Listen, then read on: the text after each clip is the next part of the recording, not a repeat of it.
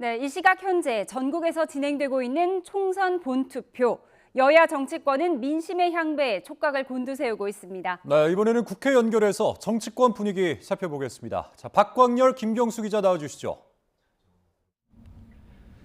네, 국회에 마련된 YTN 특별 스튜디오입니다. 본투표도 이제 반환점을 돌았습니다. 이 투표 마감까지 5시간 정도 남았는데요. 이 남은 시각 지지층 결집, 이 부동층 표심 확보가 이 박빙 지역 승패를 가를 것이라는 관측이 나오고 있죠.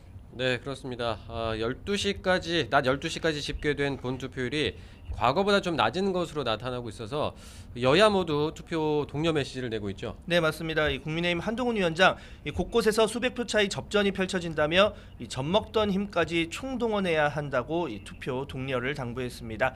이 투표율이 높아서 여당이 불리할 게 없다며 높은 본투표율을 바탕으로 이 보수 역결집을 기대하는 분위기인데요. 이 민주당 역시 투표 독려에 적극적으로 나서고 있죠. 네, 민주당 이재명 대표는 앞서 SNS에 오전 10시 기준 투표율이 지난 대선 그리고 총선보다도 저조하다면서 지인들에게 투표 참여를 독려해달라는 글을 올렸습니다.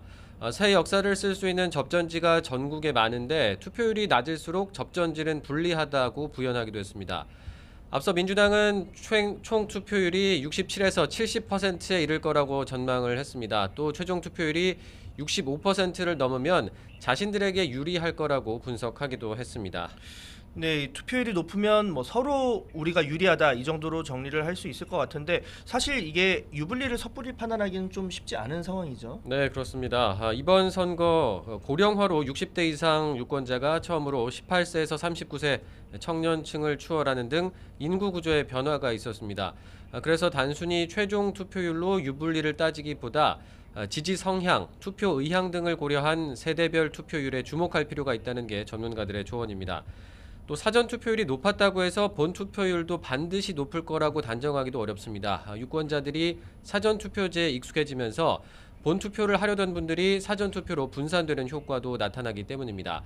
결국 뚜껑을 열어봐야 알 수 있다는 건데요. 운명의 날을 맞은 여야, 오늘 일정도 정리를 해보겠습니다. 여당 먼저 전해주시죠. 네, 이 국민의힘은 국회도서관 강당에 개표 상황실을 꾸리고 이 투표 종료 시각에 맞춰서 이 한동훈 위원장 등 지도부가 모일 계획입니다. 이 한동훈 위원장은 어제 이 청계광장 마지막 집중 유세 뒤 예정됐던 이 야간 추가 일정을 취소하기도 했는데요. 여당은 탈진 증세로 인해 부득이한 조치였다고 설명을 했습니다. 자, 민주당은 오늘 일정 어떻게 됩니까? 네, 민주당은 오후 6시에 국회의원회관 대회의실에 꾸린 개표 상황실에서 개표 방송을 시청합니다. 이재명 대표는 지역구인 인천 계양을에 머물고 있다가 이후에 이해찬, 김부겸 공동선대위원장 등과 함께 자리를 할 예정입니다.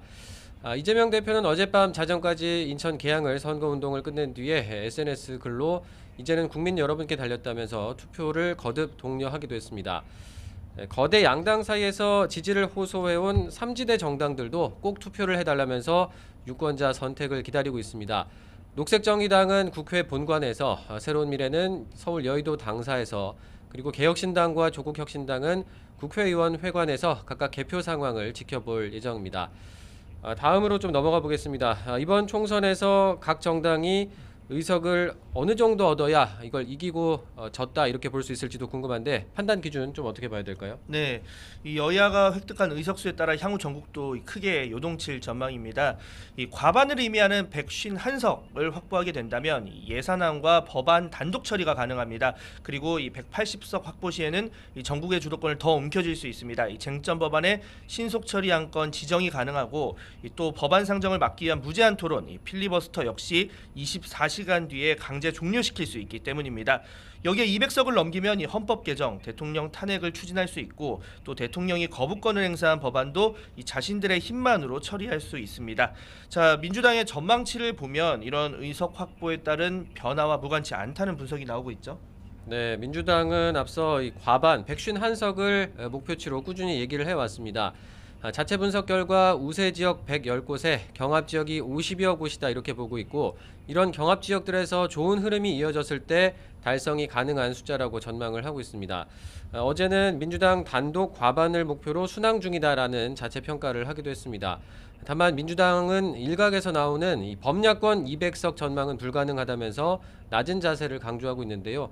하지만 내심 이 근접치를 기대하는 분위기도 읽히고 있습니다. 여당은 어떻습니까? 네, 여당은 이 선거전 막판 개헌 저지선, 즉 범야권 200석은 막아달라고 읍소에 나섰습니다. 다만 선거일이 다가오며 이 자신들은 리스크 제거, 반면 민주당 후보들의 논란은 지속됐다며 이 상황이 나아졌다고 평가하고 있는데요. 이 개헌 저지선보다는 나아진 110석에서 이 민주당 단독 과반을 저지할 가능성이 있는 130석 정도까지 이 조심스러운 전망이 나오고 있습니다. 60여 곳에 달하는 박빙 지역의 승패는 최대 변수로 꼽힙니다. 이 제3지대 전망은 좀 어떻습니까? 네, 녹색정의당 같은 경우에는 현재 의석인 6석을 지키기를 희망을 하고 있습니다. 새로운 미래 같은 경우에는 많게는 10석 그리고 최소 5석 이상은 표를 달라고 이렇게 호소를 하고 있고요. 개혁신당의 경우에는 5석 전후 많게는 7석까지 희망하고 있습니다. 조국혁신당 같은 경우에는 또 10석 이상을 얻기를 기대하는 분위기입니다. 네, 선거 결과에 따라 여야 주요 인물의 정치적 운명도 갈릴 것으로 보입니다. 이 야권의 정권 심판론 공세 속에 사실상 여당 원톱으로 총선을 진두지휘한 한동훈 위원장, 이 120석 정도면 선방, 이 130석 수준이라면 대권 주자의 입지를 다질 수 있을 거란 평가도 나오고 있는데요. 반면 지금보다 의석수가 밑돌거나 이 개헌 저지선에 근접하는 수준의 의석 확보에 머문다면 이 새 비대위 체제 가능성도 배제할 수 없는 상황입니다. 네, 민주당 이재명 대표의 경우에는 민주당이 목표치였던 151석 이상을 얻을 경우에는 차기 대선 가도에서 탄탄대로를 달릴 가능성이 높습니다. 또 이보다 더 큰 의석수를 얻게 될 경우에는 당 장악력도 한층 강해질 것으로 보입니다. 반대로 기대 이하의 성적표를 받아들게 될 경우에는 공천 과정에서 불거진 계파 갈등과 또 막말, 부동산 논란이 일었던 후보를 공천했다는 책임론을 피하기 어려울 것으로 보입니다. 네, 잠재적 대권 주자들의 성적표도 관심이 쏠리는 측면입니다. 이재명 대표와 맞붙는 원희룡 후보, 이 승리할 경우 차기 주자로 부상할 수 있다는 관측도 나오고 있고요. 이 경기 분당갑에서 맞붙는 안철수 이광재 후보, 또 낙동강 벨트에서 이 전직 도지사 매치를 치르는 김태우 김두관 후보에게도 이번 선거는 그 어느 때보다 중요한 상황입니다. 네, 제3지대 정당의 이 선거 결과 중에서도 좀 눈여겨볼 만한 부분들이 있습니다. 거대 양당을 탈당한 전직 대표들이죠. 새로운 미래 이낙연 대표 그리고 개혁신당의 이준석 대표 두 사람이 원내 입성할지 여부가 관심을 끌고 있고요. 녹색정의당 심상정 후보가 경기도 고양갑 지역구에서만 4선을 달성할 수 있을지도 주목되고 있습니다. 조국혁신당 조국 대표는 비례대표 순번 2번이라서 사실상 원내 입성이 유력한 상황인데 다만 대법원 최종 선고가 남아있다는 점은 향후 행보에 변수가 될 것으로 보입니다. 네, 저희가 준비한 소식 여기까지입니다. 저희는 2시간 뒤에 다시 돌아오겠습니다. 지금까지 국회 YTN 특별 스튜디오에서 전해드렸습니다.